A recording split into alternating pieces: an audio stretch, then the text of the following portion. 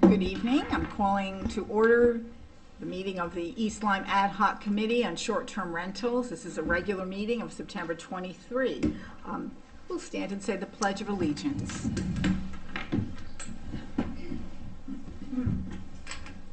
I pledge allegiance to the flag of the United States of America and to the republic for which it stands, one nation, under God, indivisible, with liberty and justice for all. Okay. I don't see anyone here from the public, but I will nevertheless call for public delegations in case someone's hiding around a corner. Okay, so we can, no public delegations, okay. Next item on the agenda, item 3, are approval of minutes of our last meeting, which was held on August 23rd. Do I have a motion? Motion to approve. Second. Okay. I have a motion and a second. Are there any comments? Okay. Well done. Okay. Well done. I'm always surprised. They're always very well done. That's good. I'm just realizing that there's 4 of us, and a quorum of us would probably be 5. So I'm thinking, so maybe we wait on approving those minutes. Okay. Yeah. Okay. We can't really take a vote on anything, so, but the minutes are great, so, so we'll revisit that next meeting. Say again? Can we do the meeting? Yes, we can do a meeting. Oh. Yes, we can do a meeting without the quorum, but we just can't, vote on anything per se. Okay. Let's see, next item is reports of co-chairs. So Gary, do you have anything that you would like to bring to our attention? I mean, I guess we're just going to discuss some various options in light of the court decision and evidence that we've taken over the last few years. So I would like to point out that the Whibby Supreme Court decision, it's not the greatest of legal reasoning. There are inconsistencies in there where the court does say it relies upon the fact that people can rent their properties. That's their right to do it. At the end of the decision, the court then takes that away and says if towns want to create ordinances banning short-term rentals, then feel free to do so in the similar way that Branford did in Whibby. So just point out that inconsistency in their reasoning, but we'll get into that. Yeah, that's a great point, and we can come back to that as we're discussing for sure. Yeah, I just have a couple of items. So in preparation for tonight's meeting, I went back and made some phone calls to people that I had spoken to previously. One being Kathy Warzika, who is the town planner of Preston. And they are having a meeting tomorrow night. And as you probably recall, Preston is under a moratorium. They have a set of zoning regulations, and they decided that they would, at least through June 30th of this past year, of our current year, would have a moratorium. But the moratorium's continuing because they wanted to take a look, and now with Whibby and so forth. So, but they have some proposed new regulations, new definitions perhaps, and I may pop into that meeting tomorrow night because it's often hard to glean all this from a set of minutes or whatever. So I may do that, but that's one town. Another town is Noank. They had a recent meeting with their their zoning commission, and their attorney did give an explanation of Whibby, which I would like to read, and I understand I can get a copy of those minutes through our office here because Mr. Mulholland also serves as zoning officer there. They will be doing a text amendment up in Noank, and I think that's coming in a week or two. So I will let everyone know when that meeting is. Sometimes it's, if you can pop into these meetings, again, you get a little bit more information. I haven't heard back. I did hear back from Betsy Gara at Connecticut Council of Small Towns, but she hasn't set up a separate webinar for the topic, but I think she's very interested in covering it. She may cover it at another one of their upcoming meetings in October. And I haven't heard back from the Federation, is it the Association of Planning and Zoning Bodies? I have not heard back from them. They acknowledged my email, but I asked them their thoughts about all this. I don't know if they're going to cover it in a newsletter.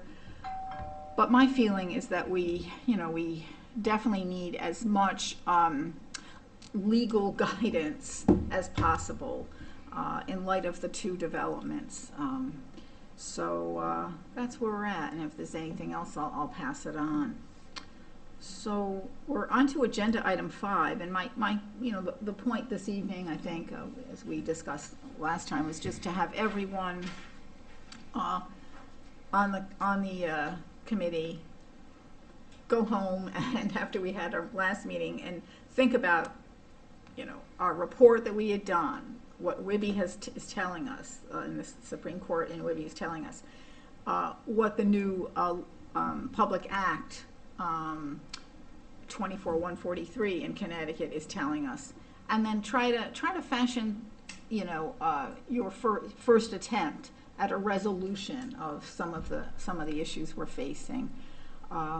So we have some absent folks this evening, and 3 of them are definitely excused. So there were issues that had come up. So we will probably have to have a follow-up meeting, obviously. But what I thought we might do tonight, and if you're amenable to this, for those of us who are here, the 4 of us here, we can each describe what we've submitted.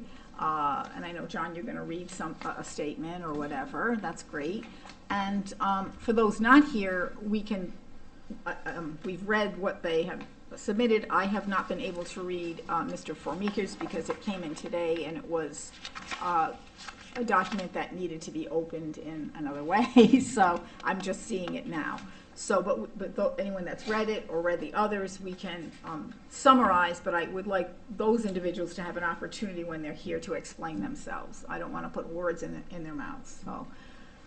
So with that, I'll turn it over to John, if you just want I just wanted to say what you're thinking. I've been quite busy, with real work in the. But this thing, since the beginning, we've been on this. It's a very intriguing subject. So today I had and I've been very undecided on this whole issue. We asked about being able to make decisions, et cetera, and whatever. It's just. Anyway, I just wrote something up after reading everything today, thinking about it when I had a little time, even a little more, because I felt guilty about not having something written. But It's all right. Look at the points, because but I have not had a clear vision on this.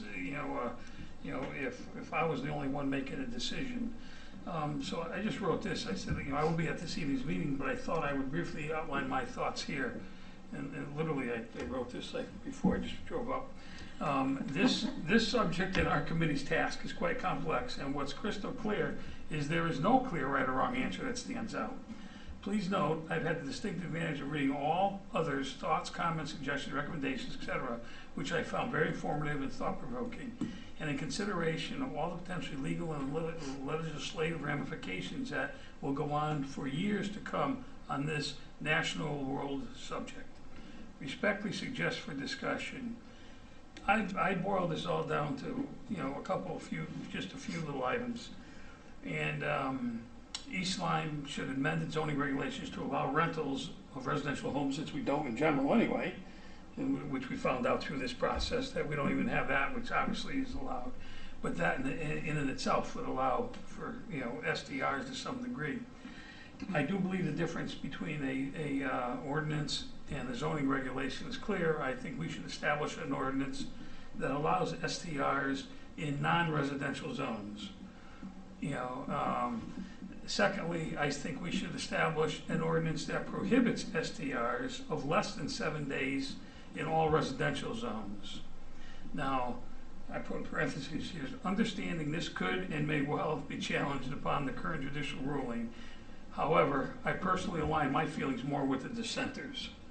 I read that case, quite clearly. I enjoy it. And anyway, as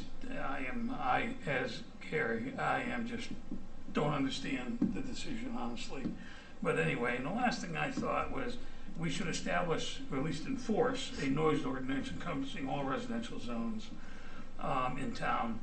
And then I just finished up by saying, literally I wrote this 15 minutes before I came in, there are many more well thought out items suggested by my fellow members that should also be considered and potentially added to the above.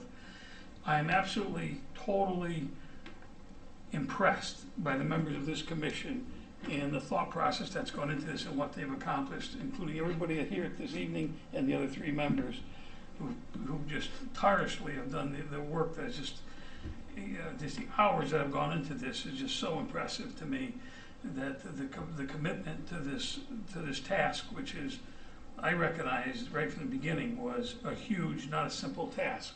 When I was asked to be on this little group, I said I didn't know if I could add much at all, because I was going to be with very, very, very intelligent individuals that clearly have made tremendous effort in their previous life to the town of East Lyme. Just incredible to me, and you guys have all been outstanding. And I'm just really shocked by the effort that's gone into this. And the other thing it's done is given us, this is a worldwide issue. It's just not the United States. It's not, it's just not this country. It's not this state or town. And I do think the legislative bodies over the next number of years this is going to be an ongoing situation. I really do believe that. And I know that if my items were going to be suggested or seriously considered at all, to some degree I think they do challenge or take exception to the rulings. But I think that I also feel that we do have, for people to actually challenge these, what it would do is at least establishes, similar to Black Point, that we do have a policy, you can't have short-term rentals under 7 days. We have not, to this point that I'm aware of, maybe Brooke, have we had any really complaints about it at all? I don't believe so.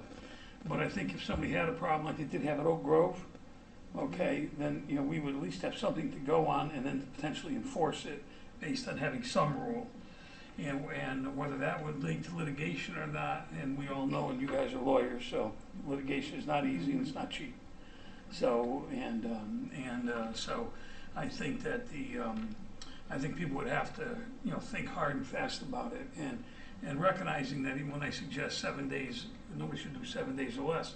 Doesn't mean somebody can't rent for 7 days and stay there one night and still run a bachelorette party. And I fully recognize that, but what it does mean, you're not running a hotel.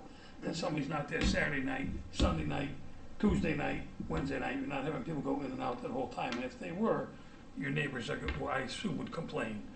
So then, the town would have some teeth to do something about it. But and we can, and there's many more. I think the work that went in, the effort that you guys came up with, and the additional thoughts are so encompassing, and we could add that all in. But I think the basics. I think zoning needs to come. Zoning needs to step up and address the issue here, and at least getting rentals in there. And then I think we have to have an ordinance. And I know that might upset some of the people that have attended our meetings, but limiting it to a week doesn't, still is very economically viable.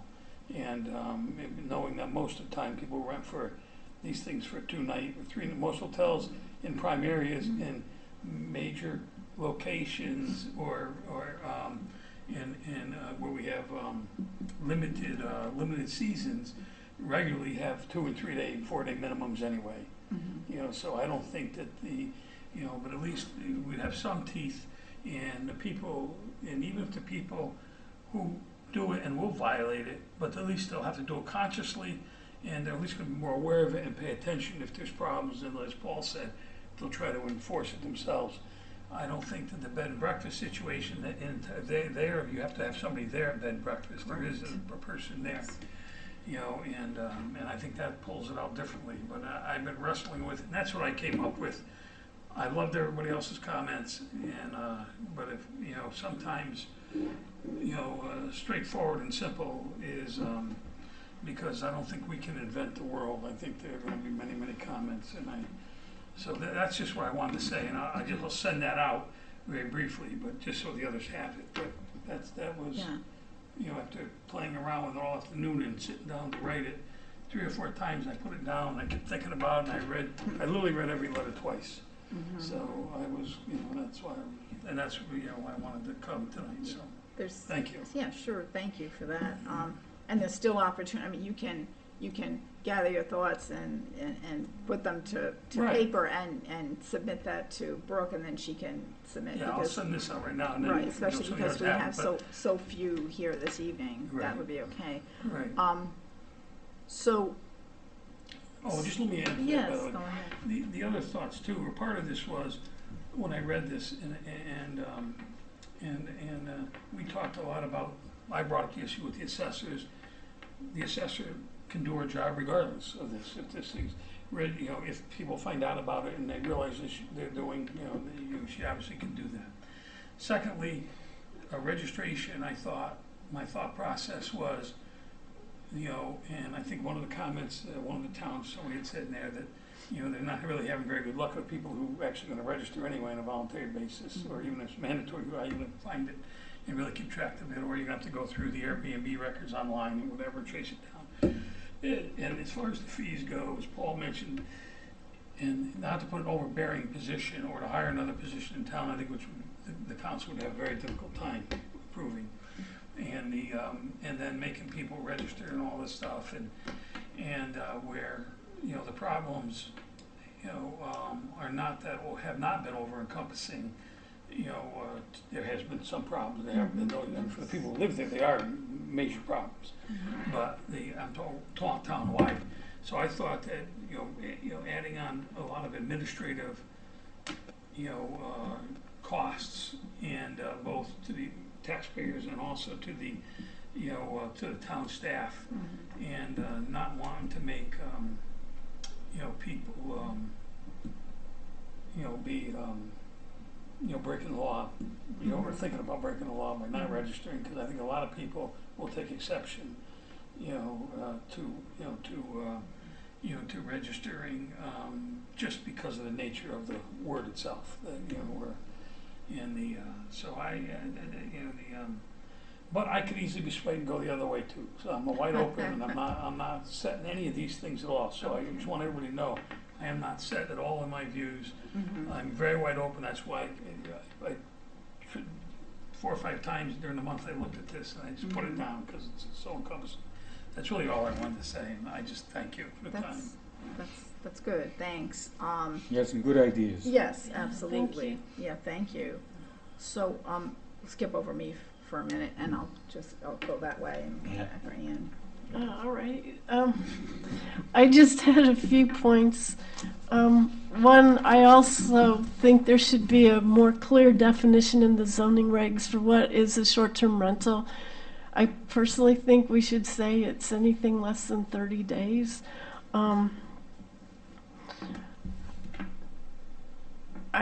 I was looking at Gary's chart tonight, and the one he says that might be the best compromise was closest to where I was.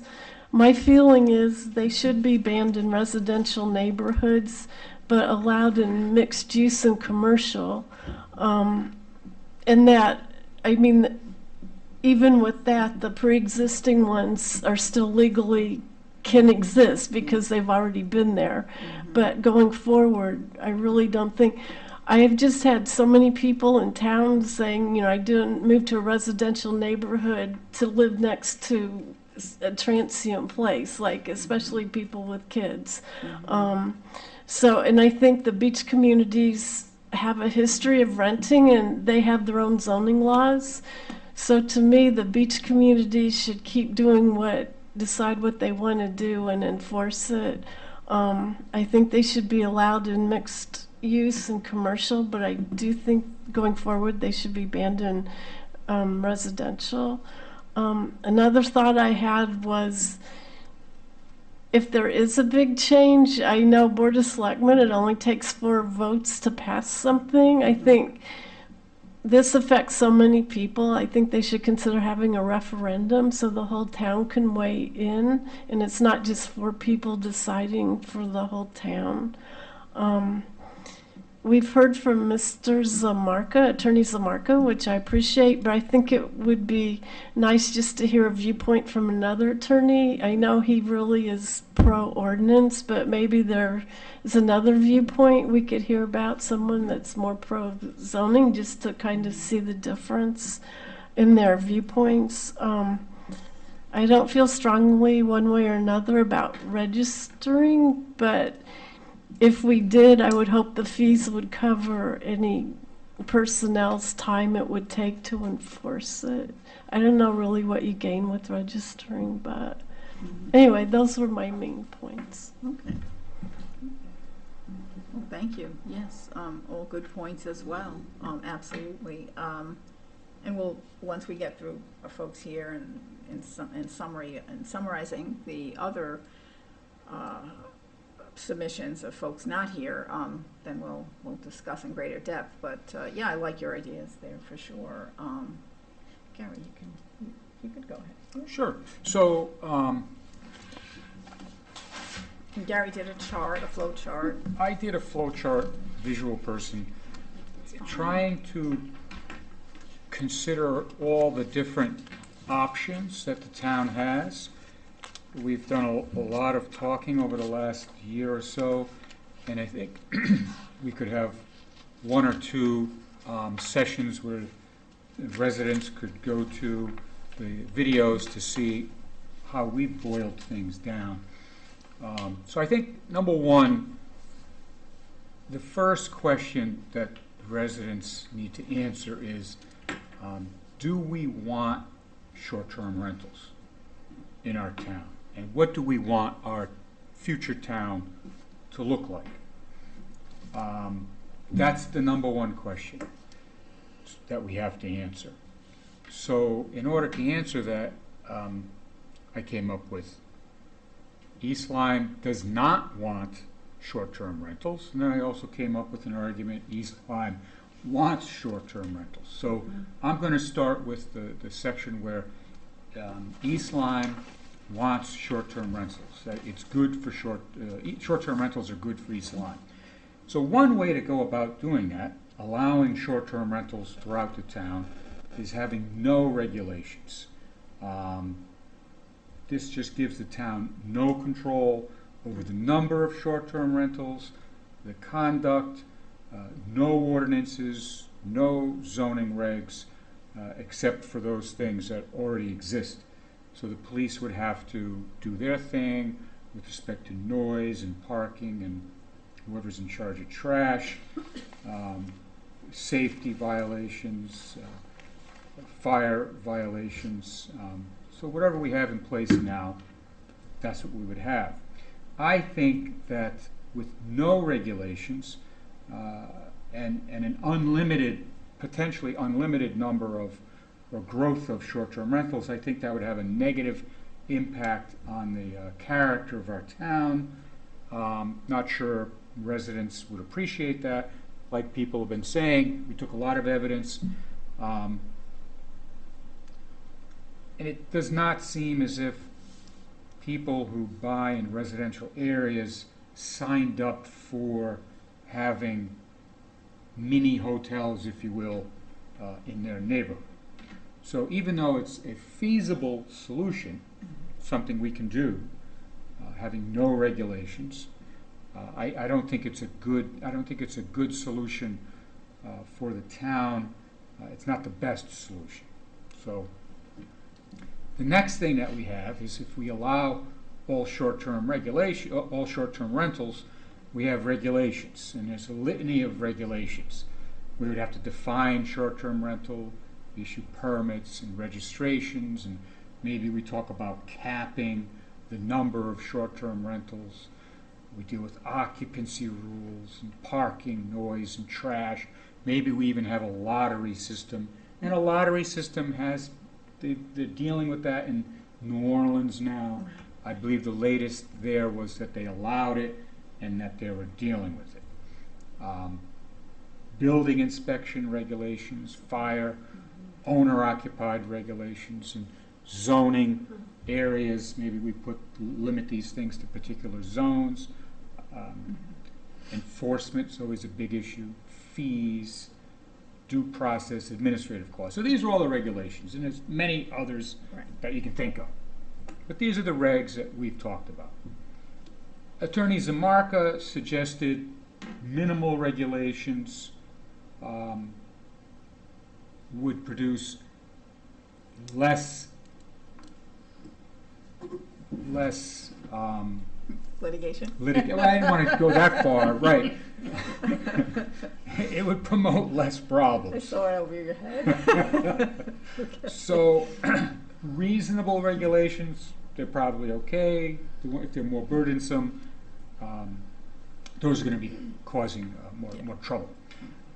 So, by putting in regulations, we still have unlimited number of short-term rentals, and I think that's still going to have a negative impact on the character of East Lyme.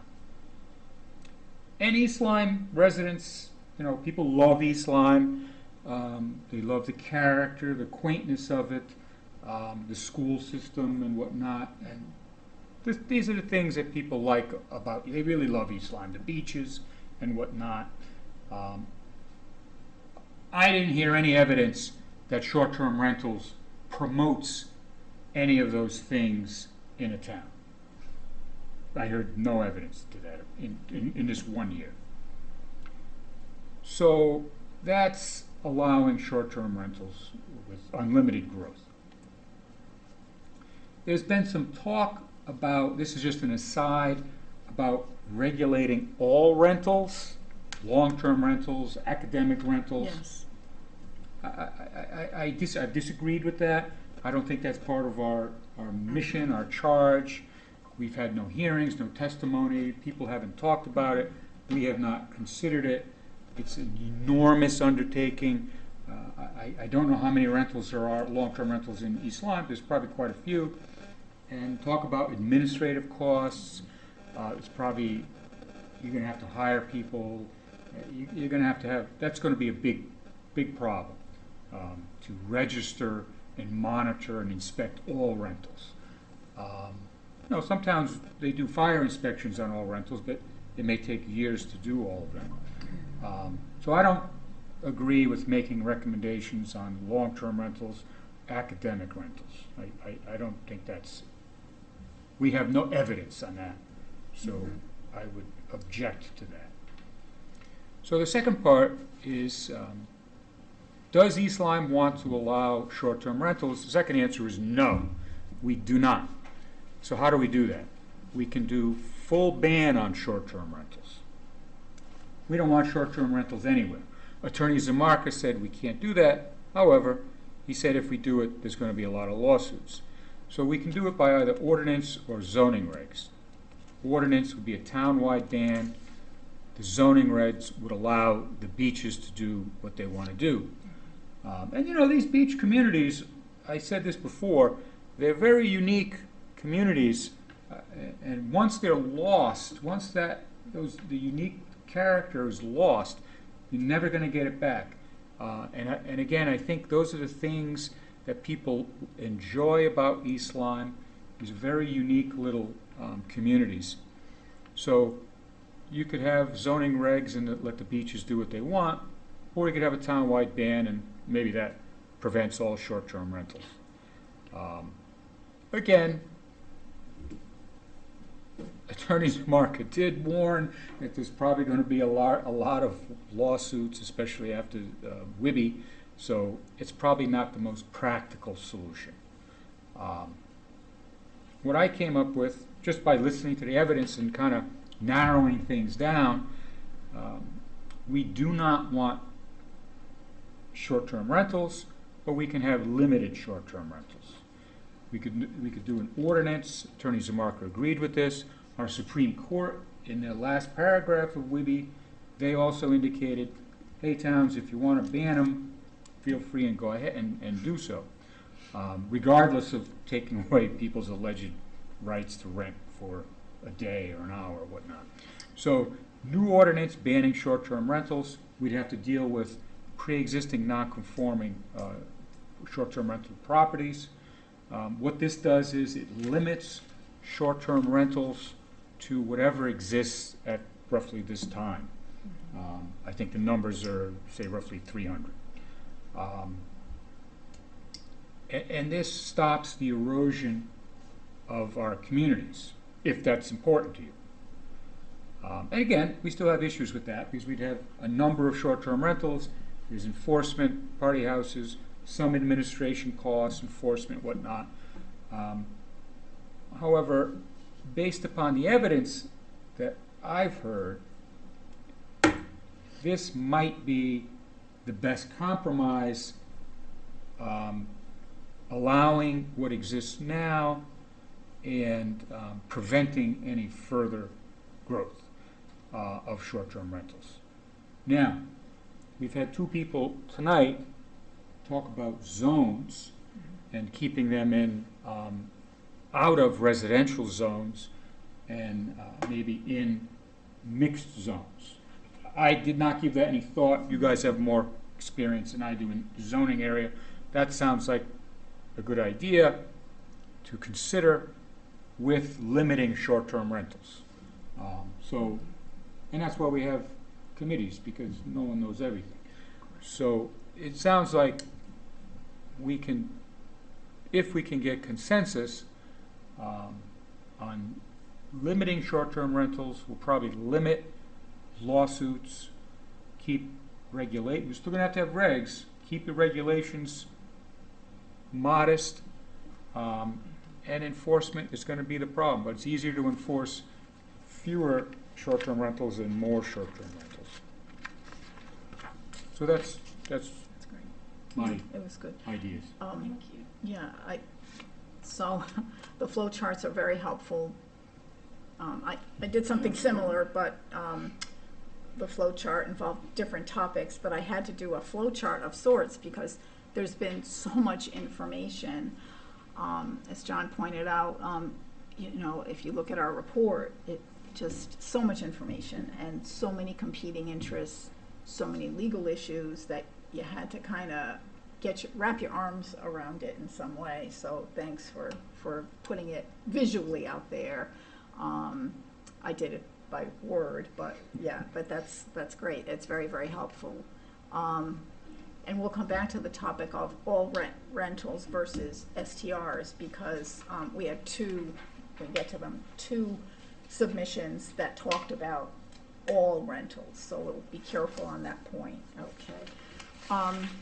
So going to my recommendations, as I said, I actually, it's in here, my notebook, to do a little visual first, but what I tried to do in the couple of pages I've given here is, I also tried to format it so that when we are ready to make a set of recommendations, that we kind of think about this formatting of, how did we get there? Just make sure that we are going through an analysis. So this happens to be my analysis, but I was thinking it might be a good template as we're going forward. So, Whitty changed the landscape, as did Public Act 143, and I mentioned that here in the introduction. But the three areas I focused on, and this is in the introduction, so I revisited our goals. I we took some time to create those goals. They were not done in our first meeting. It took some time. By January, I believe, or so we had them. And looking at those, then I just said, okay, you've got to focus on the competing interests and concerns. You have to address the legal framework now that, in particular, now that it's changed, and digest what we had before. Make sure that you incorporate all that. And then the third thing would be, okay, is this enforceable? Whatever you're going to suggest, is it attainable? Is it affordable? So in looking at the competing interests, that's the first topic. I just kind of summarized the pros and cons that we had discussed in great detail in the report. And the benefit, the people that benefit, you know, whether it's the owners, whether it's the renters and travelers, whether it's, you know, the town itself getting tax revenue that it is entitled to because someone can rent out their house, et cetera. The state gets the occupancy tax. So you put that together, and then the other side are the neighbors, the residents, and how do they benefit?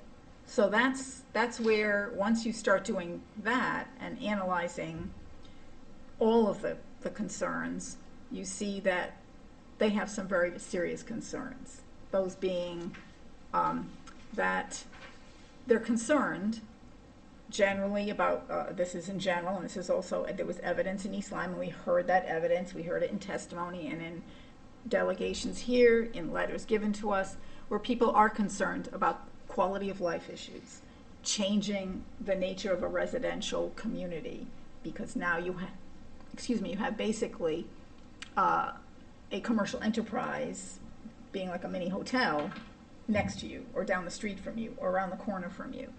So that's a major concern. A second major concern that came up, and I think it's really important, is shortage of available housing, and in particular any affordable housing.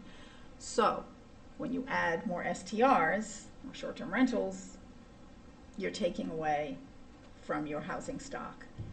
Those to me are two important municipal issues, you know, quality of life, maintaining residential neighborhoods, and then having housing stock that isn't being depleted because an investor is buying up 4 properties, or because prices are skyrocketing. And this has been documented, I don't have the documentation, but it's in the literature about the effect of short-term rentals on housing prices. One can argue that there's other you know, factors in housing prices, but certainly it may not help.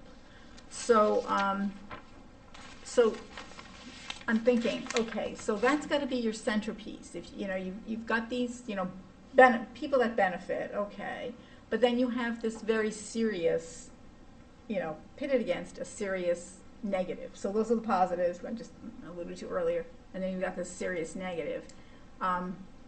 So that's your backdrop, and those should be concerns. If you're making policy, you've got to figure out, okay, what do I need to address? What are the most important things I need to address? And those two things that I mentioned, the erosion of residential communities and available housing, to me outweigh to some extent enough the positives that we were talking about. The second topic is the legal framework, and so and this is on page 2 of what I've written. And Wibby, you know, I had to read that opinion. I think I probably read it 3 times now over the course of the last many weeks. And you know, I'm not going to get into our zoning regulations different from the regulations at issue there. I think we just have to take Wibby in its grand language that somehow changes the zoning calculus that we're all used to, which is when we want to have a particular use of property, we express that use. And that's been a given, right? All of a sudden, we can infer a use now. We can infer a use that, which is a little different, but you know, based upon certain definitions of rent, you know, of single-family dwellings, noticing that we could put rental signs out, and so that means short-term rentals. So yeah, these are sort of leaps of intellectual faith or whatever. I don't know how to express this, but it's sort of a leap of rationality. But it is what it is, this decision. So that changes. You know, we understood in East Lyme, and Attorney Zamarka had pointed this out, and we've all, and so has Bill Mulholland, our zoning officer. You know, we stuck with that legal theory of our zoning regulations that short-term rentals were not permitted because they were not an expressed use. So now that changes. So actually, without getting into the actual legal analysis and how that might come out, you know, I'm going to if I were a betting person, I'd say using WIBI as the standard, and East Lyme's zoning regs would probably be similar enough to Pine Grove's in Branford. And so, you could say, right now they're all allowed, right? And they're allowed even in your communities where you have your own zoning. You guys expressly do, so you're in a good position. Right. For the two other communities that have zoning, beach communities that have zoning but have not expressed, you'd have to do the analysis, but they might be in the same boat as the rest of the town.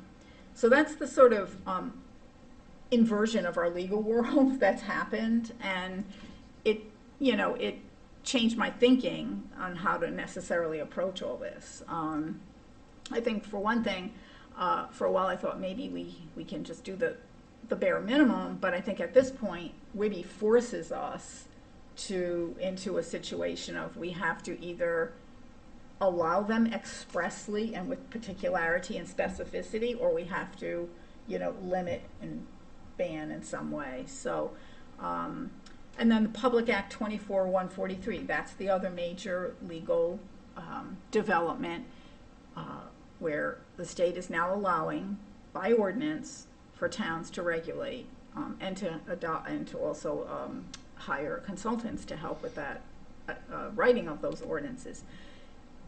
On the one hand, you would think, oh, this is great because this solves some issues, but it's almost frustrating. To me, it's very frustrating because the new law does not in any way discuss its relationship to zoning. And how can you, on one hand, allow an ordinance without addressing what happens if there's a conflict? Who has precedence here? Is it going to be your zoning body, or is it going to be your legislative body? And we already have authority as a municipality to enact ordinances. So this is specifying a certain type of ordinance, right? But I think it's problematic. I don't think you've seen the last of this. I think you will see many versions of this act with additional, qualifications as to its applicability. So I feel it's very untested, and I haven't been a great fan of ordinances anyway. In just generally because I feel, this is going into my next area, which is I feel as though land use is really within the purview given to us by state statute, right? That authority within the purview of a zoning commission, and to the best that we can, we should stick with that, and we should respect zoning, and I've mentioned that repeatedly. Most importantly, we need to respect the zoning authority of communities such as John's and our other two beach communities, Crescent Beach and Giant's Neck, that have their own authority, because this is all about local control, right? That's another priority. If we have priorities as to the problem we need to solve and figuring that out, we have a priority when we can to have as much local, neighborhood, community input and rule as possible. So I've always been in favor of try to do it by zoning if you can, to maintain that. It doesn't help the other four communities necessarily, the other 4 or 5 beach communities, but at least we do what we can do. So that was my thinking about about those about that approach. I have mentioned here, this is on the top of page 3, this is very important, that speaking of those communities that don't have their own zoning, I have asked repeatedly, and I feel like we need an actual written legal opinion on this, and I think we need a legal opinion on WIBI. I think we need a legal opinion on the topic I've mentioned here repeatedly. What is the authority of communities that don't have their own zoning, but they are special act communities? And now, under Public Act 24-143, I think you could even argue, if they are basically like municipalities, because they're special act communities, maybe they can enact their own ordinances. So we definitely need, legal guidance on that topic. Last area of concern was, okay, enforce, and so, like everyone else, I've been concerned about that. No matter what you do, it's going to require staffing and dollars, okay? So, I feel as though zoning has that existing, here's another reason for zoning, it has that existing framework where within that department, you know, you can dovetail what's already there, and I explain that in on page 3. And then you don't have to set up a whole separate, you know, system within the town, a whole separate department or mini department to administer. And also zoning remedies and enforcement have bite. You have cease and desist, which can happen right away. You know, you don't always have that you can't really have that with an ordinance. You have to go through some hearing, maybe to court, maybe you have fines, but you have that wonderful combo of cease and desist now, then you have accumulated, fines, right, under zoning. So that's where so those are my 3 areas: looking at enforcement, looking at the legal framework, looking at who stands to gain, who stands to lose, you know. And so, and I have to tell you, it was almost like a Rubik's Cube, right? It was like, kind of, did it feel like that to you? Like analyzing it and then figuring out. So then I said, okay, so if our concerns are what they are, we have to limit the short-term rentals. And one way to do that would be amending the zoning regulations to allow rentals greater than 30 days only. So you wouldn't actually have the short-term rentals, you would have, you know, shorter-term rentals, because you'd be using that definition under the state law, okay? In bed and breakfast establishments, inns, hotels, motels, they would, you know, they are still defined and they will be separate. You can play with those, you can, you know, update your bed and breakfast. And again, you would encourage people to convert to longer term rentals. This is what's happened in Noank, which is also a beach community. And then depending on how you apply WIBI or how you apply, you know, the general analysis of pre-existing non-conforming use, you're going to have a body of communities that have, you know, a number of these short-term rentals. But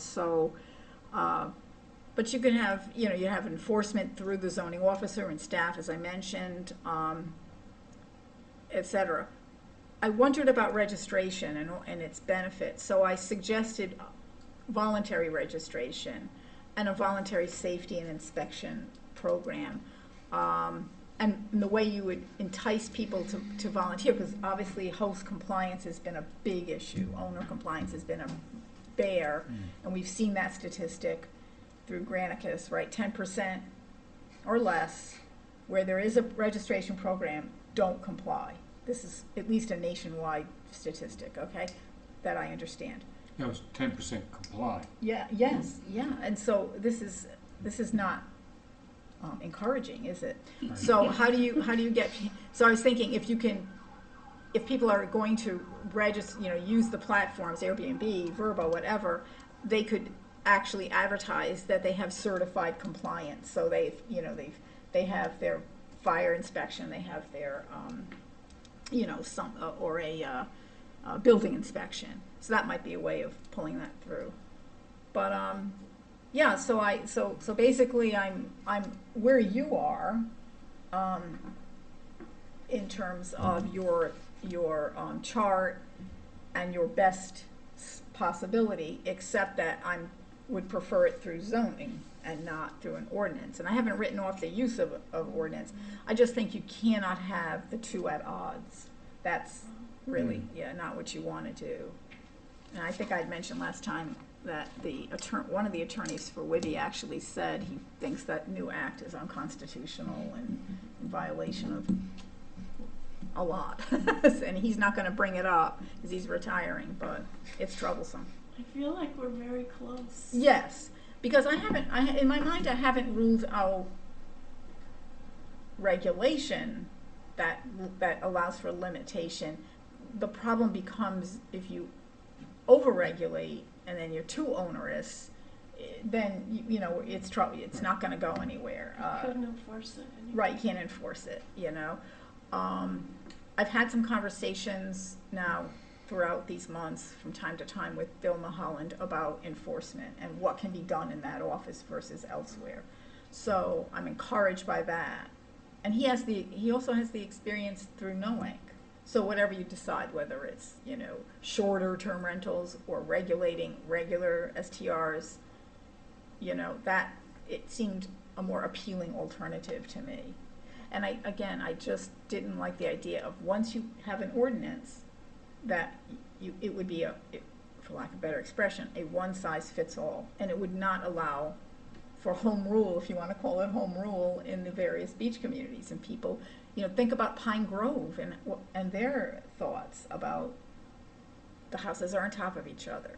They have basically outlawed them, you know, actually trying to be in keeping with our zoning regulations. And in conversations with Debbie Jett Harris, who's president there, she said, we've always understood that the current zoning regs do not allow short-term rentals. So because we are the physical community that we are, and it would make us crazy, we have followed what we thought was the traditional view of our regulations. So if we ban them in residential, that would take care of that, because the beach communities could still do what they want, and you could still have them in mixed use or commercial.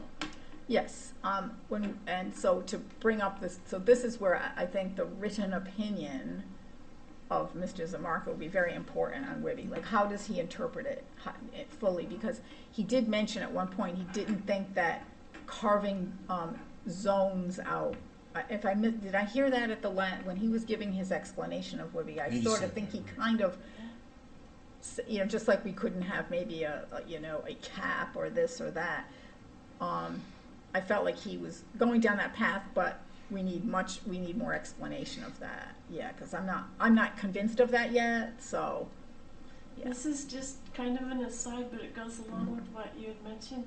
I had a call from someone in a beach community that's thinking of selling their house next year. Okay. She was like, I used to love it here. You knew all your neighbors. It was such a fun community, but now she doesn't know anybody. It's like there's so many of the rentals and this and that. It doesn't feel like a neighborhood anymore. So that's kind of sad to hear. Well, yeah, and I think, you know. Losing it. Yes, she's losing it, yes. And even though we didn't have scores of people writing us about millions, you know, hundreds of examples of, you know, bad behavior and noise and this and that, we had enough, you know. And we know that the numbers have grown. Like if you look at year over year, 23 to 24, the numbers of STRs grew. That basic information that Granicus gave us showed that. And the trend for 24 nationwide, especially in small communities, is up, you know, because people are looking for different experiences, blah, blah, all that. Yeah, I had someone, if you don't think it's an issue, someone came up to me recently, or where I was at, and said, you know, I'm thinking of purchasing, you know, a bunch of houses in XYZ beach community. I won't say what it is. What's going on with that short-term rental? Because I'm thinking of purchasing a number of them, and I was like, okay, there it is, you know. It's commercializing those areas. Yes. It's not residential anymore. Yes. So. I think that's, I had this discussion not 2 hours ago with a gentleman who already lives in Black Point and is thinking about, you know, buying another home and keeping that one, and what the effect of this would be. And he said, oh, I could just, you know, rent it out, you know, as an Airbnb and keep the one I have. And you know, we start talking about that. And this gentleman happens to be a lawyer too, by the way. But anyway, you know, I think that limiting it, a couple points. I think that limiting it, you know, or banning it altogether is somewhat problematic because, first of all, you know, you're giving a, for anybody who's pre-existing, and it's gonna be hard to establish who was pre-existing and who was not, because if we put a word out there that we're gonna ban it, there's gonna be many people who will just go and register immediately to get it established that, that it was that way, and then we're gonna have to need a whole set of regulations on that, and how that's gonna work, and then also, when I put my thoughts on that about, we lived at Black Point with 7 days, and, but I don't think that's anything that's unusual in beach communities, because in beach communities, as far as I know from my 30-something years of being involved in the beach areas, not just here, and is that, weekly rentals are, been established, for, I don't know how many years, but obviously well over 100 years, I'm sure. So to try to limit it less than, try to ban it, or to say you can't do rentals less than 30 days, I think is, extremely problematic. I think that goes, against the core of benefits of, home ownership and rentals. I think when you do less than a week, I think you become a commercial, business, as you had said, and I happen to agree with all your points, all of you three, and some of the other three around here. At some point in time, when, as you've heard me say before, I don't think that, there's a line that crosses between a rental and a commercial business. That's bothered me from day one, and I think there's a constitutional right to rent a home, but not a constitutional right to run a business in a residential zone. So I think but I think if you limit it to 30 days, nobody can do rentals less than 30 days. We have beach communities, really only have really 2 prime months here, July and August, and very candidly, living down here, and at one time having a seasonal business, years ago, I've been involved with that. Your season really starts at, some degree at Memorial Day. By August 15th, your sales drop like a rock each week, and then by September 15th, it's over totally. So really, we've got it's a 10-week, really a 10, 12-week season, frankly. And so, to do, 30 days is, not very many people could, of course, the economics would be different if there was no weekly rentals. You can't get very many people couldn't, talk about affordability, could afford 4 weeks rental and rent the month of July out here, and down at the big, obviously that would limit your pool very, very, much smaller. And, but I do agree wholeheartedly that the sense of community, I personally would not, I don't think I'm being out of line to say I would prefer not having an SDR next to where I live either. And how do you, but I know many towns in Black Point, we have many people that do rent by the week, and we've not had a problem. As far as you mentioned the municipal, we are a municipality, you could call it quasi-municipality, but that's an interesting definition, but for all intents and purposes, the 3 that are, people have often said, taxing districts or whatever, but really it's, we have all the essence of municipalities. The only thing that's been established somewhat clear is that, we really can't have an educational system per se, but we can do everything else. We have the clear-cut rights to run police forces and zoning and everything else. So I think that when you mentioned Pine Grove, if Pine Grove, my understanding was that, those are all fee generated, not based on taxes, where the 3 that are, we're based at Black Point, Johnson and Crescent are based on taxes. Correct. But the other ones, I would, I'd be shocked if I was to learn that, and I don't know this, question we definitely should ask. Does Pine Grove allow weekly rentals? They do not, to my There's no understanding. weekly rentals allowed in Pine Grove at all? In fact, That's shocking to me, yeah, wow. no, But they go by the East Lyme zoning rules. They don't have their own zoning. Right. yes. So, exactly, yes. No zoning, we don't have any zoning rules on rentals here. That's the reason I put that thing that we have to get some, so we have to make rentals of homes. Well, They until have now, we regulations. thought we did. Yes, well, until now, Yeah. we were following the basic rule of zoning, and Ann certainly knows this better than I, that So if there we is no don't zoning. express, so if we don't Express it, it's expressly, not there. right, if it's not expressed, it's not allowed. So we don't have, it's not So, allowed. correct, and And so, Pine Grove is not, people there are not Correct. advertising and doing 1 week rentals? that's right, there's no, from my understanding from speaking to, Debbie Jed Harris, yes. In fact, the only thing they've done, I think they've done like a yearly rental, and she said they've had an occasional academic rental, you know, like of several What's the months. history? Pine Grove differently, was that a religious community at one time, years ago? Spiritualist. Yeah, it was originally. Yes. Yeah. Yeah, Yes. okay. And I think she told me of one instance where someone was trying to do some short-term rentals, and the community just came, squashed it, just like that. We don't do that here, because we follow East Lyme zoning right now, so, Well, that, I'm gonna say, I've Yeah. ridden my bicycle through there a few times, but I'm not, you know, so Yeah. I'm not educated, you know, in Yeah. that area there. And but I do know houses are on top of each other, no question about it. Yes, So I just wondered, that's why I asked if it was some Right. kind of, like, because typically, I've seen those communities before, but I would think that, you know, doing less than 30 is gonna be, you know, problematic to a lot of people and affect the economics of many, many people.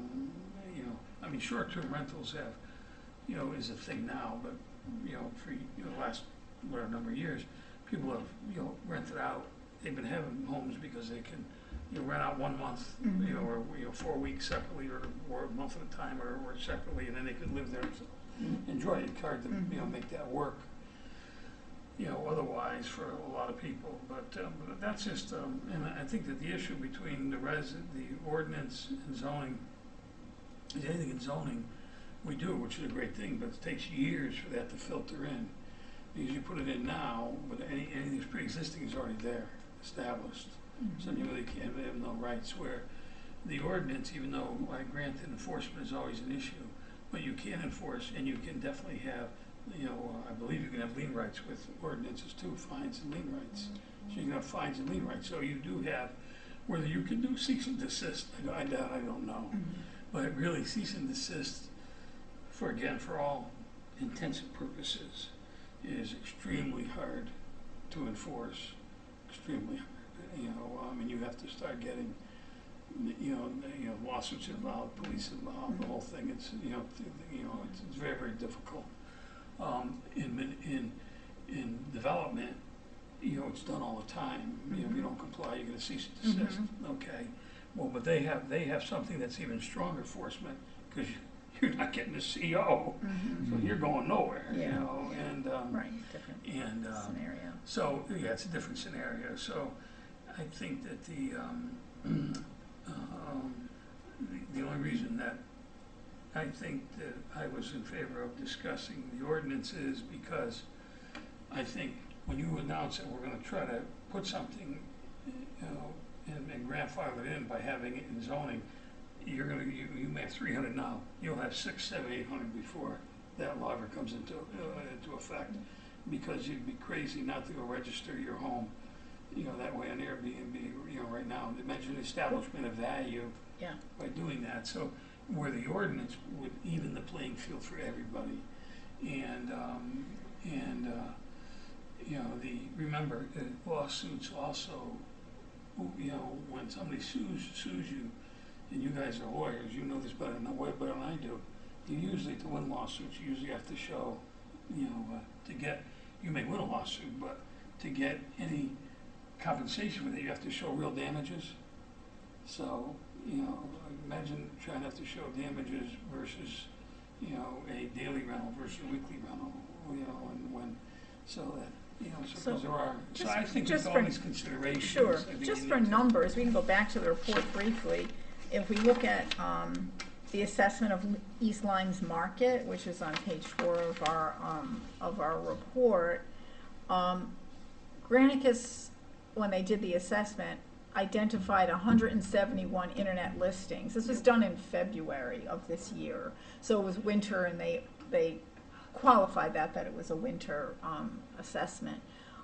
That represented actually 123 unique rental units. So we're under, we're under 150 for sure. If you expand beyond our borders just slightly, there's 182 versus 171 of listings. But, so that just gives you numbers. So those are the numbers we're talking about generally. Greg had done his sort of informal analysis, and it was definitely, like under 200. So that gives you an idea. And also, I think our zoning, the issue of pre-existing non-conforming, this is something that happens all the time, and that has to be analyzed in a certain way, and then a certain amount of proof has to be given by that homeowner. Like I've had this property listed, not just yesterday, but I've had it listed for the past so many months. So I think that even under your scenario, Gary, where you did it by ordinance, you'd still there'll still be an evidentiary threshold they'd have to meet, so I don't, and that's where talking to some of these communities like Knowing that have gone through that process with short-term rentals, even if you don't want to ultimately, limit them to the time frame I happen to suggest, but just asking them, what was that process like converting? What was, if it's a beach, a seaside beach community similar to ours, what did that look like? The conversion, did you have lawsuits, et cetera? I think I asked, when I went back to Ledyard, I asked there, and they have a ban right now, and there's only one lawsuit pending there right now. I don't know what's going to happen in Ledyard. They had a change of personnel, and each of the two different directors have differing views. So the one that left is now in Juliette Hodge is now in East Hampton. Liz Burdick is there now. Differing views. I think the best thing was told to me by Kathy Rosika, who said to me, "Don't worry, if you don't get it right the first time, you can do this 2 and 3 and 4 times, because these people have been through it." I'm hoping for, not necessarily a once and done, but get to the best place we can be with the information that currently exists. So, so I just want to take a minute to just, Greg is not here, and let's see, Gary Ferge is not here, and Paul isn't here. And again, I haven't had the opportunity to look at Paul's, but I did look at the other two. Anyone have a comment or want to summarize what was said in those, and then they can, just for the record today, and then we can revisit when we meet again on what is said. Because today I just wanted to get a sense of what people are thinking, and then also where do we agree and where do we disagree, and as we get to item 6 on the agenda, which is after our discussion on number 5. What do we still need to know? So let's look at Greg's, for example. Let's pull that off. So Greg's looked, if I go to my chart, he seemed to be... where is he on your chart? He seemed to be all the way to the left, not all the way, but regulations. So he was saying, yes, allow short-term rentals, but with regulations, and his big thing was permitting, some inspections and whatnot. So he was kind of way to the left, and he also wanted to impose this upon all rentals. Yes, I'm correct. So, but that's just an aside. Right. So he was almost all the way to the left. And he wanted zoning plus ordinance, right? I think his method of achieving the regulations was a zoning and then followed as necessary by an ordinance. I got that sense from what he had written. That's what he wrote. Okay. And then how about, and then again, he can give us his thought process and all the other fine points, which we had the opportunity to do. Gary Ferrugia, looked like definitely ordinance, change your zoning regulations as necessary. He was also all about all rentals, not just short-term rentals. He had quite a bit of detail as to the nature of these regulations, and they were in terms of, well, there was quite a bit that was regulated, actually. He was again all the way to the left, kind of with Greg, Yes. allowing all short-term rentals with regs. Mm-hmm. That's kind of where they fell. An annual permitting system, right? Yep. Okay. And permitting fees and so forth. Very comprehensive. And then, anyone who would like to summarize Paul's, because again, I did not read that, so. Paul's was he was all the way to the left, Okay, allowing all short-term rentals. Okay. I'm referring to my chart. yes, to your All chart. the way to the left. Gotcha.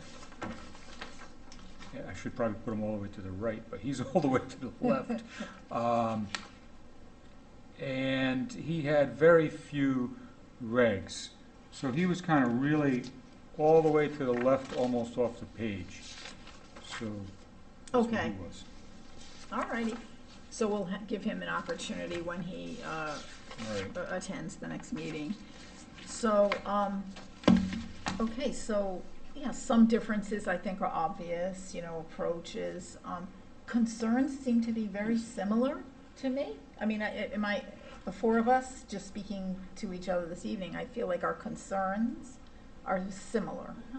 True. I think we're all pretty much on the same page. Yeah, just it's how we want to get there. Yeah. Maintaining the character of the town by limiting the number of these short-term rentals, at least within residential communities. Yeah, you see, we seem to be kind of in that limiting short-term rentals.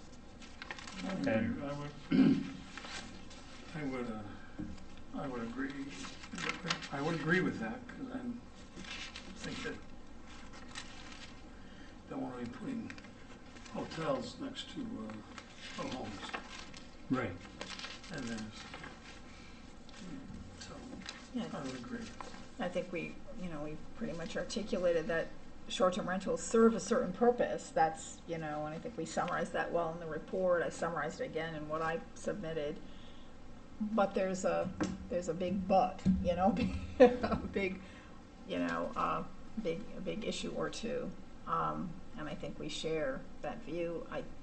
I think Greg does, but I can't, I'm trying not to read between the lines in what he's written, but I think by virtue of wanting to regulate these, to the extent that both of them suggest, Greg and Gary Ferrugia, they're not unlike, when you think about it, just in your mind, just think for a minute. We have examined so many towns in Connecticut, right? Every town that pretty much has these we've looked at, and the concerns are the same, right? So they serve a purpose, but they're doing some harm in another way. So I just want to point out section 7 of our report again, the committee goals. We said we revisit those at some point, but they've kind of held up pretty well, through this year plus that we've been working, so I think those are important to consider. So we'll move on to section 6, or agenda item 6, which is to try to determine, at least amongst the four of us now, no votes here, but what are those outstanding questions that would help you get to resolution more? I know I have a couple. They're very legal in nature, but would you want certain information about something that you haven't heard? That would help us we seem like we're moving forward, I'm encouraged by what I hear. I'd like to see another chart by Gary, which lists Okay. just very clearly pros and cons between going through zoning and ordinance. Wrong guy. Or even like we've heard Mr. Zamarka. I'd Yes. prefer to hear another attorney's viewpoint on it. Like, So, I don't know. yeah, so maybe, I mean, I'm just thinking because Mr. Mulholland is the zoning enforcement officer over there at Noe, perhaps we can have their attorney come in. I'll try to get those minutes at least from the last meeting, which I'm not saying yeah. it'd just be nice to hear. No, and it's from- fine. You know, they may have differing opinions. Right, and the same thing, maybe we should think about, and I have thought about something similar before, where we should invite to talk to us, let's say, someone like a Kathy from Preston, right? You know, another zoning enforcement person. I mean, just besides our own, just to get that, okay, you guys are grappling with this, you've gone crazy, why did this happen? And she actually spoke at that dinner last spring of the Association of Planning and Zoning Agencies. So, It'd almost be fun for us to sit out there yes. and have two attorneys and two zoning officials up here. Yes. Answering Well, maybe, questions. you know, maybe that is something that can help us without getting too burdensome about it, but we probably could use that because it might be some time before there's, you know, Connecticut Council of Small Towns does a presentation or another organization really, you know, starts to research this and give some guidance. So it's not a bad idea, so maybe I'll start to look into that. Who would be willing to just come and talk to us about their own experience? Doesn't mean they're trying to sway us one way or another, but just, you know, for those that are actively struggling doing, like if they're dealing with zoning regs and trying to get them back on the books or change them, what's that looking like? Because we really need to hear that, you know. You have the situation in Groton where the town council wants to do an ordinance, but they're waiting on WIBI. But meanwhile, zoning went right ahead, and remember that happened some months back, where zoning said, "We're not going to wait for WIBI. We're just gonna zone." so someone from there, you know, something like that, where you get that's, you know, these are real life examples of what's going on. And then it might be our idea that zoning would do this. Well, you have 6 independent thinking people Yes. in zoning. They may have a totally different idea. Yes, Have never excellent seen point. the research and vote to do something else. Yes. So that's something Yes. else to So think about. what we can do is make sure that if we had a couple of speakers, that we kind of hit the different angles of this and different thoughts on the issue. And then obviously we would be in the audience, and then maybe zoning can also attend, because you can, there's not a violation of whatever if you can attend. The zoning members could listen in, or they can watch the tape later or whatever, which would be very helpful.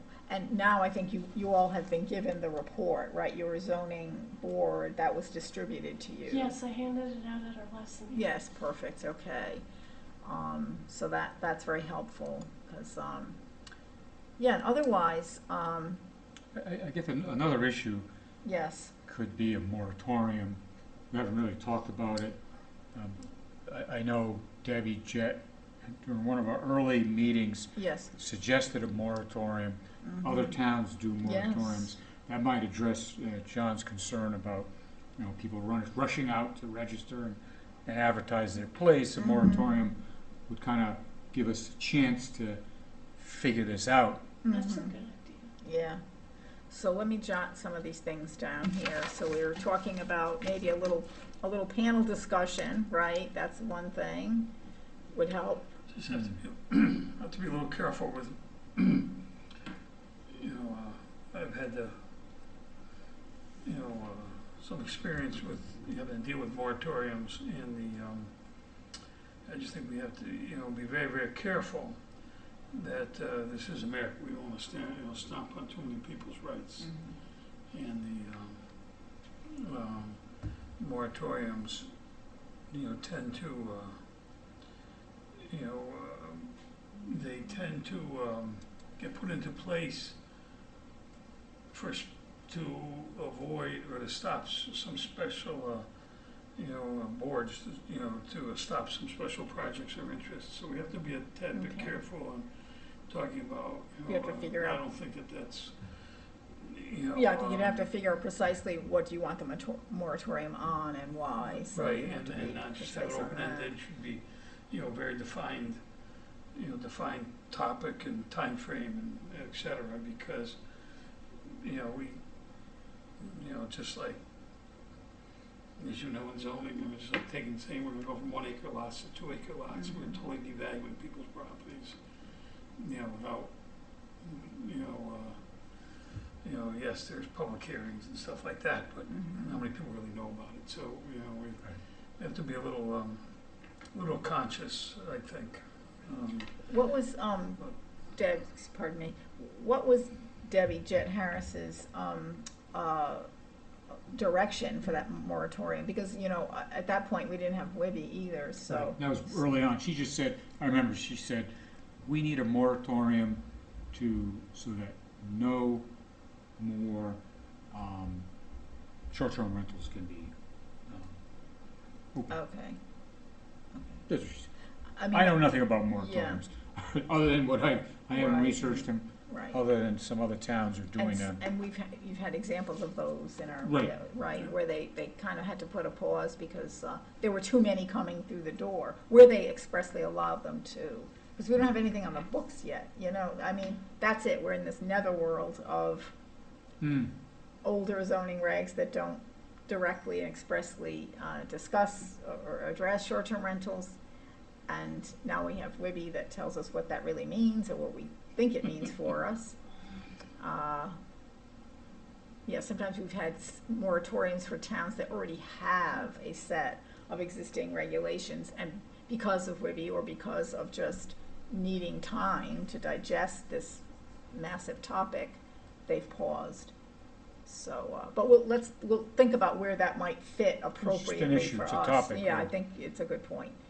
And I think we need some legal opinions. I think we need some written legal opinions concerning, I think WIBI, like the application of WIBI. How does it specifically, apply to us? So I think we've heard an oral presentation, but I think it's time, now that some time has passed for there. I still need some information in my mind. That question I raised about the beach communities that don't have zoning, without the zoning, without their own zoning, but they are special act communities. What authority do they have? Because I recall looking at it wasn't Crescent Beach, it was Oak Grove. Oak Grove's incorporation document.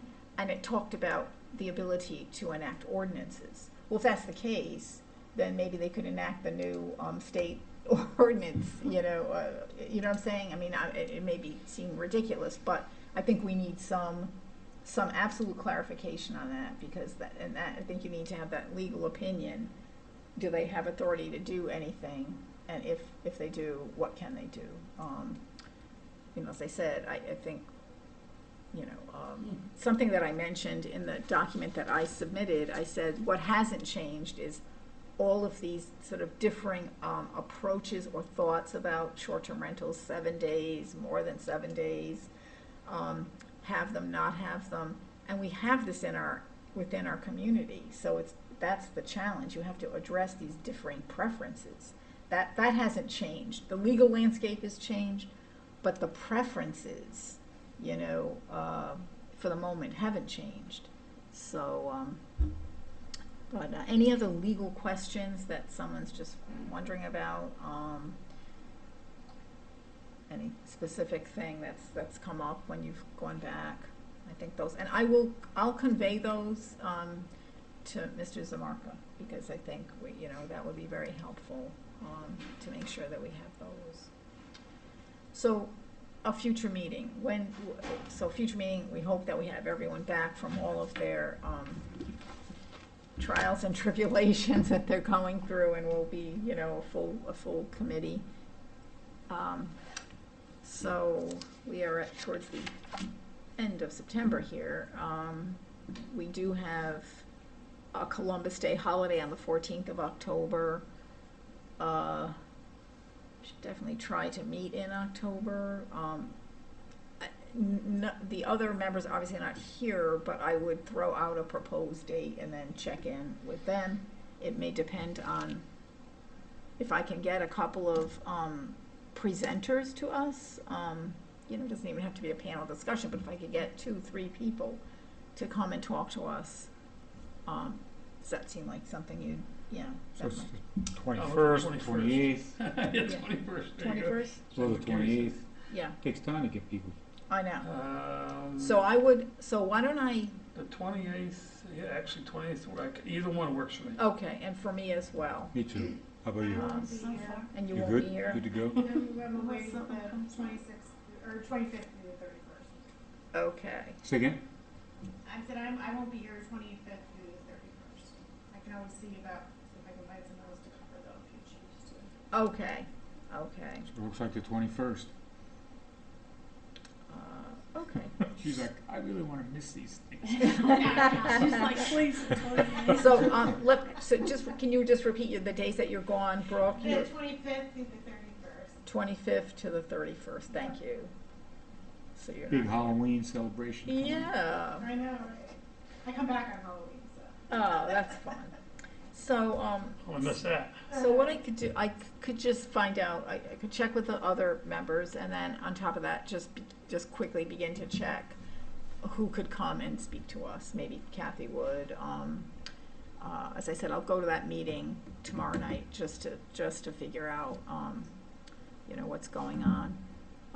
And then, yeah, and then any other, yeah, just maybe another attorney who's dealing with this, yeah, or other zoning enforcement officer, definitely. And Mr. Mulholland can speak to what's been going on for some time up there too. You know, he hasn't really spoken in depth about his experiences in knowing, and he's talked about other things with STRs to us, so that might be helpful. I think also that with the other three here too, everybody's done by writing all these comments, Yes. and especially extensive ones in these different viewpoints.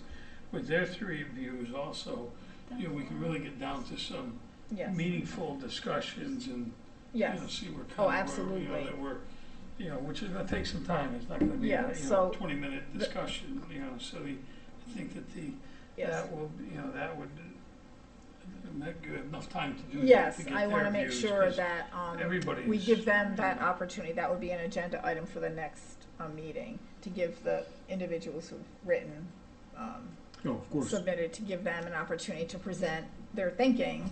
And then I think time that we all, you know, that we all can discuss all this Yes. stuff, because Okay, there's a, you know, there's a lot here, yes, a lot here. yes, And and I'm all in favor of having, any education is great. Anybody who yes, else you can get to speak to us or listen to or learn from or yeah, get their views. It's just, because I mean, clearly, Yeah. And if as you- Gary said, we don't know it all. right. And if you if anyone, you know, in your travels, if you, you know, find other individuals that you think might be worthwhile, it doesn't have to be right now, but for sure. But I think at least one or two, maybe for our next meeting, think about that, you know, because it's like, even if let's say it were someone like Kathy and it were someone like either Mr. Mulholland or the attorney, I would like the attorney to speak to us about, you know, if we could. That gives you two different viewpoints, because one involves a limitation or ban, and the other is regulating, you know, so you've got those two voices, Right. so that's helpful. Yeah, and that would be enough in terms of not having people stay here all night long, you know, long meeting. So, okay, so we'll Sounds have, good. 21st is our possible time, okay. And that's it. Any other, you know, comments about anything? Any other final thoughts? Thanks so much, guys, for, I know it was a mental gymnastics, right? You know, trying trying to get through all of this. I found it extremely informative to read when I thought it was, That's good. it really sparked my, That's great, thought process in the, good. and it's, good to see, all those different points and considerations. Yeah. So, but I think Definitely. that, we have to be just careful, we can't get lost in all the weeds. So we Right, gotta, right, no, we have to, right, I think we also have to realize that, we're just one of probably thousands of bodies around the country that are doing the same oh, thing. grappling, that's why the So- consultants are doing very well. The, Mhm. Granicus in DC and other consulting firms, I think, are probably, doing very well. It's fun, it's Yeah. very educational and, I know it's frustrating to some degree, but, I think it's, it's also quite interesting and Yeah, quite academically Right. intriguing, so. and it's an important issue. The town's got to grapple with it one way or I think another. it'd be a good, I think that it's something that, and I won't bore you with this, but I think it's something that this would be a good, good for law schools to look at, like Yale, Oh, yeah. specializes in more, Not so much about Yale. You must have Harvard then. They've been a Do law a, school. do a moot court. Yeah. Oh, it's interesting. All right. Okay, well, I think we're all set. So, thanks for everything and your good thoughts. Thank you. Thanks, Brooke, for everything and getting the documents to us, and that's great. Okay, I'll That's it. entertain a motion to Motion to adjourn. adjourn. So, did you move? I move so moved. Second. Okay, all those in favor? Aye. Aye. Okay, Thank thanks you so again. much. Nice seeing you all. Take Yeah, care. thanks.